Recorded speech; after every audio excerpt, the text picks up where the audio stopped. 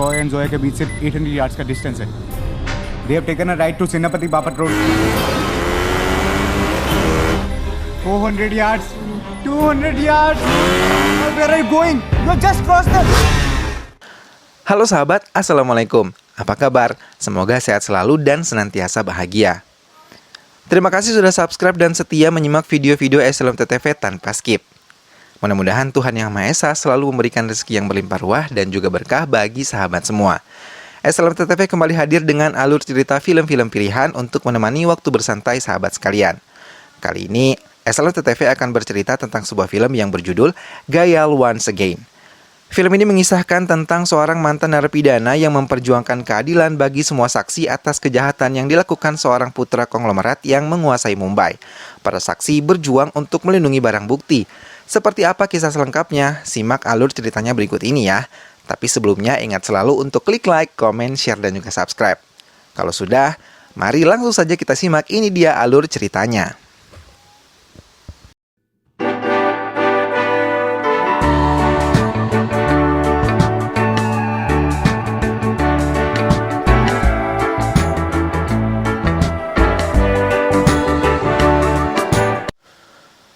Mumbai tahun 2015. Semua kenangan buruk masih menari-nari di dalam ingatan Ajay Mehra, mantan narapidana yang dipenjara sehabis membunuh pelaku yang menghabisi istri dan anak perempuannya. Terkadang ingatan menyakitkan itu hadir hingga Ajay tidak bisa mengendalikan dirinya sendiri. Kali ini Ajay menemui Inspektur Pawar dan Alnur untuk merencanakan penangkapan seseorang. Mereka mengunjungi Aditya Rajguru, seorang pemilik kantor berita Daily Herald. Di dalam ruangan Rajguru, tiba-tiba Ajay membungkam mulut Rajguru, mengikat tangan, kaki, dan memasukkan tubuhnya ke dalam sebuah plastik. Okay, all clear, sir.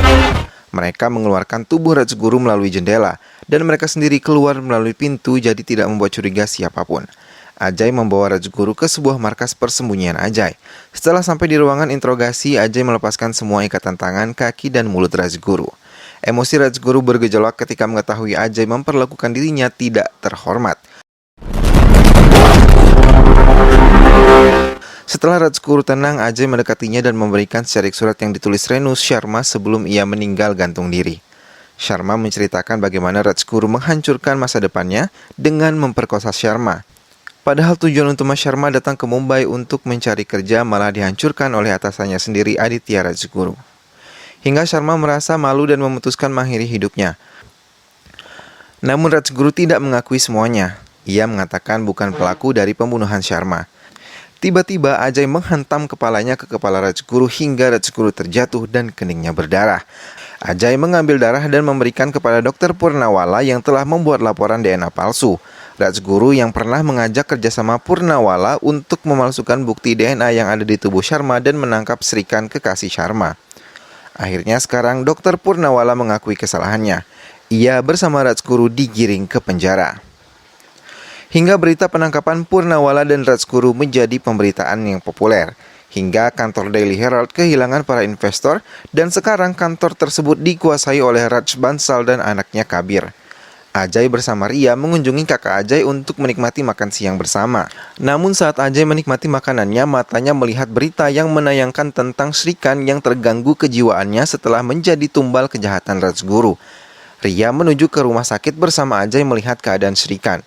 Ria yang merupakan seorang dokter langsung menolong Srikan dan memberikan semangat pada keluarga Srikan. Setelah menolong Srikan, Ajay dan Ria segera pergi ke sebuah acara penghargaan kepada 4 remaja yang berbakat. Ia memberikan sambutan mengatakan kepada semua penonton agar jangan pernah menyerah menyampaikan kebenaran. Hingga keempat remaja itu kini akrab dengan Ajay, juga Ria meski mereka berasal dari latar belakang keluarga yang berbeda. Sebuah mobil tangki pengangkut bahan bakar tiba-tiba ditabrak oleh pengemudi mobil yang berada di belakangnya. Seseorang berhasil keluar dari mobil yang menabrak mobil tangki tersebut. Mobil tangki tersebut terguling dan menabrak mobil yang sebelumnya menabraknya hingga mengakibatkan kedua mobil tersebut meledak hebat. Berita meledaknya mobil tangki itu terdengar ke telinga Inspektur Alnor dan mengatakan pada Ajay. Alnor memberi informasi bahwa di dalam mobil tersebut ada Ju Zauza, kakak laki-laki Ajay. Mendengar berita itu, Ajay langsung menuju ke lokasi. Istri Jo yang datang ke lokasi kejadian menjerit melihat keadaan di lokasi. Mobil-mobil telah dievakuasi oleh mobil berat. Tidak ada yang selamat dalam ledakan mobil tersebut hingga diperkirakan 8 sampai dengan 10 orang menjadi korban. Zoya, yang sedang berada di rumah kakek Anusha, memperhatikan gerak-gerik lucu seekor burung yang memberi makan anak-anaknya. Tapi ia merasa sedikit ganjal dengan sebuah gambar yang ada di sebelah burung tersebut yang terambil oleh drone-nya di Carnala Bird. Zoya memperbesar gambar tersebut, tiba-tiba ia menjerit ketika melihat video tersebut. Zoya menjerit ketika melihat rekaman teman-teman Zoya yang lain mendekat termasuk kakek Anusha dan melihat bersama-sama bahwa Jo Zouza telah dibunuh oleh Kabir, anak dari Raj Bansal, di rumah Perdana Menteri. Mereka merasa bingung apa yang harus mereka lakukan. Jika melaporkan ke polisi pasti tidak akan didengar, karena kepolisian di bawah kekuasaan Perdana Menteri Kakak Sahib. Rohan mengusulkan untuk melaporkan pada Ajay, namun kakek Anusha tidak setuju. Kakek Anusha menunjukkan TV yang sedang menyiarkan berita tentang kecelakaan yang salah satu korbannya adalah Jo Zouza. Mereka menyimpulkan jadi pelaku memasukkan korban yang telah dibunuh ke mobil yang menabrak mobil tangki. Raj Bansal memperhatikan Kabir, anaknya yang telah membunuh orang lain karena tidak mampu mengendalikan emosinya. Kabir kini tumbuh menjadi pemuda yang mudah tersulut emosi. Raj menyalahkan istrinya yang tidak mampu menjadi ibu yang baik. Namun istri Raj tidak terima. Ia mengatakan perubahan anaknya Kabir adalah kesalahan dan tanggung jawab Raj karena terlalu memanjakan Kabir dan selalu memberikan apapun yang Kabir minta. Raj terdiam mendengar pernyataan istrinya. Zoya bersama teman-temannya memberikan semua bukti kepada ayah Rohan dan mereka berharap pelaku bisa tertangkap. Namun tanpa sepengetahuan Zoya dan teman-temannya, Tuan Kriplani malah mendatangi kantor Tuan Raj. Di kantor, Tuan Raj menjelaskan pada Tuan Kriplani alasan membunuh Jo Zouza. Karena Jo tidak mau diajak kerjasama untuk membantu Raj memuluskan rencananya menguasai tanah milik warga dan membuat Kabir emosi. Tapi Jo tidak takut, malah mencekik Kabir, hingga Kabir bisa melepaskan cekikan Jo dan langsung menembaki tubuh Jo hingga tewas. Tuan Raj langsung menawarkan sejumlah uang kepada Tuan Kriplani dan memberikan semua barang bukti kepada Raj. Di rumah, Rohan selalu bertanya kepada ayahnya tentang perkembangan kasus Kabir. Namun ayahnya mengatakan ia telah memberikan semua bukti kepada Tuan Raj. Mendengar hal itu, Rohan marah, tapi ayahnya malah mengatakan bahwa ia melakukan hal itu untuk menyelamatkan keluarganya dari Raj Bansal. Karena Raj Bansal adalah orang yang menguasai Mumbai saat ini. Rohan menceritakan hal itu pada teman-temannya, dan tanpa mereka ketahui, Zoya ternyata telah mengkopi video tersebut ke dalam sebuah kaset yang bisa mereka berikan kepada Ajay. Maka mereka mencoba menghubungi Inspektur Al-Nur untuk berbicara pada Ajay. Telepon Al-Nur sengaja tidak diangkat oleh Inspektur Al-Nur karena sedang menghadiri ibadah di gereja. Kedua kali Zoya menelpon, Inspektur Al-Nur mengangkatnya. Saat telepon tersambung, Zoya meminta untuk berbicara pada Ajay. Zoya terus menceritakan semua rentetan peristiwa yang melibatkan dirinya dan teman-temannya pada Ajay. Tapi tidak menyadari teleponnya disadap oleh pihak Raj. Pihak Raj yang mengetahui Zoya mengopi buktinya dan berusaha menemui Ajay menjadi panik dan membuat Raj segera memanggil Troy, pembunuh profesional, untuk mengejar Zoya dan kawan-kawan. Sementara ia memerintahkan Kakak Sahib untuk memberi pemberitaan yang buruk tentang Ajay. Mobil yang membawa Zoya dan kawan-kawan berhasil dihentikan oleh Troy. Namun Rohan yang menyetir mobil tersebut berhasil menabrak motor-motor Troy. Rohan terus mengendarai mobil dan Zoya menelpon Ajay menceritakan bahwa mereka terjebak di parkiran gedung Phoenix Mall. Ajay meminta mereka merusak kartu SIM di HP mereka agar keberadaannya tidak diketahui oleh kelompok Raj.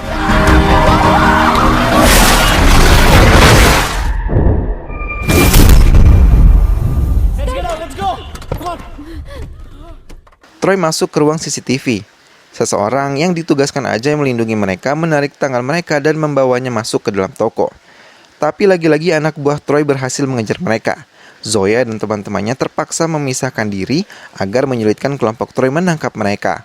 Namun orang-orang Troy terlalu kuat hingga akhirnya mereka berhasil ditangkap dan dikumpulkan di parkiran.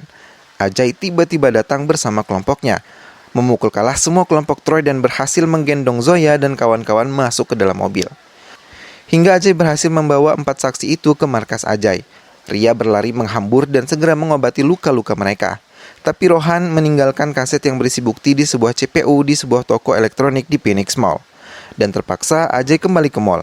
Sitaram yang kini menjadi anak buah Raj mengundurkan diri dari pihak IT Raj. Karena melihat kediktatoran Raj memerintah anak buahnya. Hingga Raj meminta semua anak buahnya meretas sistem keamanan Ajay hingga mereka bisa dilacak keberadaannya. Anak buah Raj juga berhasil mengetahui barang bukti tertinggal di mall.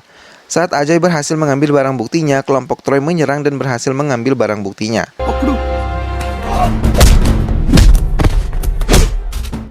Ajay bangkit dan menyerang mereka, mengejar Troy dan mendapatkan kembali bukti di tangannya.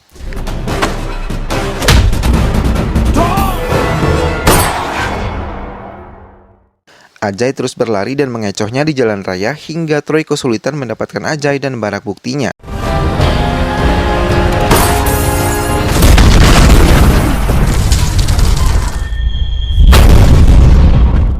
Namun baik Ajay ataupun Troy berhasil keluar dari mobil mereka. Ajay dan Troy masuk ke kereta dan bertarung di kereta di antara para penumpang.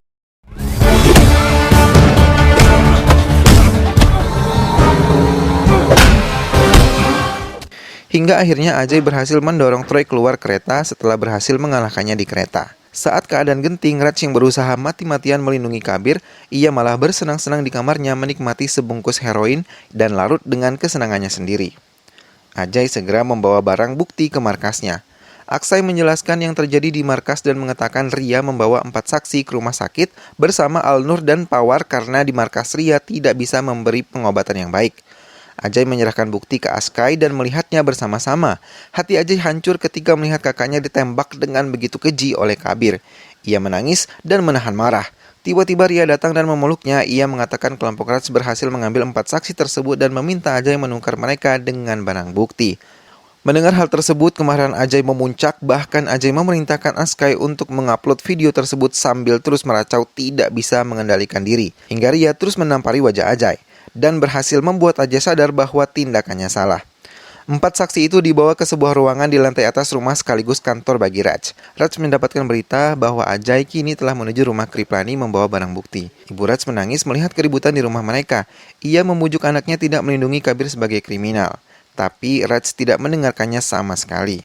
Ajay yang telah sampai di rumah Kriplani terus disalahkan oleh orang tua dari keempat saksi tersebut. Mereka terus menanyakan keberadaan anak-anak mereka.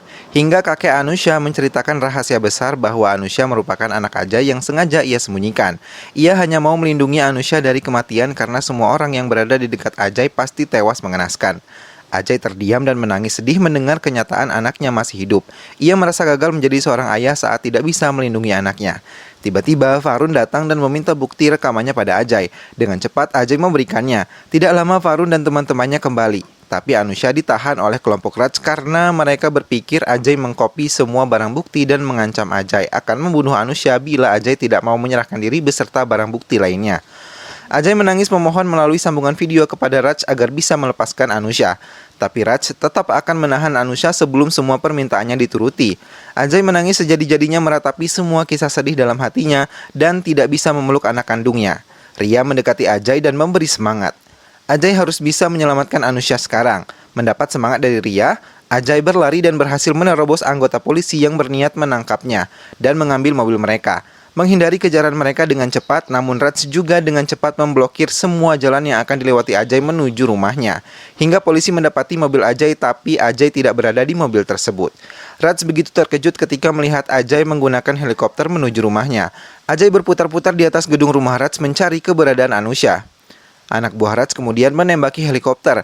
Anusha menjerit melihat ayahnya. Ia memanggil-manggil ayahnya dan meminta maaf atas semua perlakuannya.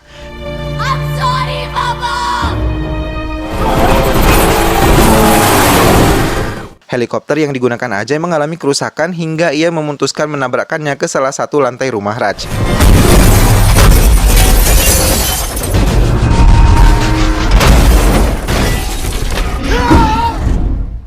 Hingga semua menjadi kacau. Raj berlari mencoba menyelamatkan keluarganya, begitupun dengan Ajay. Ia terus menaiki tangga menuju atap gedung mencari Anusha. Ajay melihat anak perempuan, istri dan ibu Raj terjebak di satu lantai yang terbakar. Ajay masuk ke ruangan tersebut dan menyelamatkan dengan cepat keluarga Raj. Tapi Kabir di atap gedung malah menyiksa Anusha hingga teriakan Anusha menambah kemarahan Ajay. Ia berlari dan mendekati Kabir sambil menjerit, "Jangan menyentuh anak perempuanku," yang terus menembaki tubuh Ajay dengan peluru. Hingga Ajay berhasil memukuli Kabir.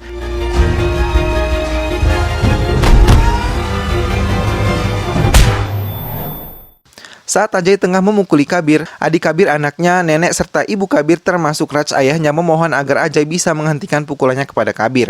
Ajay melepaskan Kabir dan menghambur ke arah Anusha, memeluk dan memeriksa keadaan Anusha. Mereka saling berpelukan, bahagia akhirnya bisa disatukan kembali. Raj, Kabir, dan Perdana Menteri digiring menuju mobil polisi. Sementara Raj dirawat di rumah sakit untuk merawat luka-lukanya ditemani semua anggota keluarga barunya. Mereka tertawa bahagia karena bisa melewati hal buruk bersama-sama. Film pun selesai. Nah sahabat, itulah tadi alur cerita film Gayal Once Again. Mudah-mudahan sahabat semua terhibur setelah melihat alur cerita film ini ya. Terima kasih sudah setia menyimak video-video SLMT-TV. Terus saksikan video-video SLMT-TV yang lainnya.